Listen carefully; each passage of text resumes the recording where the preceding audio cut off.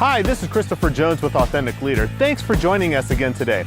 As you can see, we're still at this construction site, or actually construction neighborhood, and these green poles here mean that that's where a house is going to be someday. They put these green posts all along here to indicate where houses will eventually be someday. So this is somebody's front yard that we'll be at someday.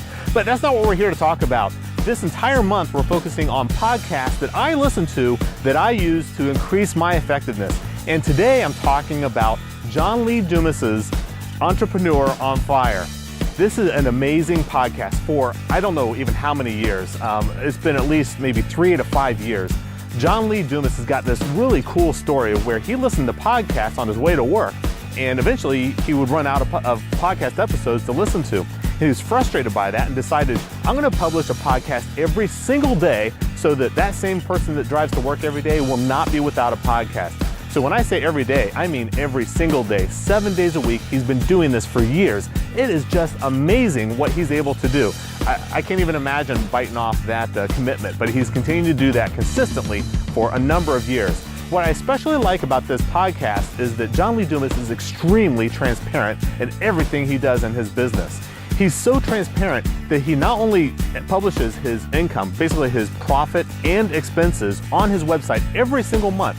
So you can see the details of exactly everything that's coming in, how it's coming in, all the expenses that go out, why it's going out and for what purpose, and then shows you what his ultimate profit is. It's this extreme transparency that someday, honestly, I hope that I can get to that level.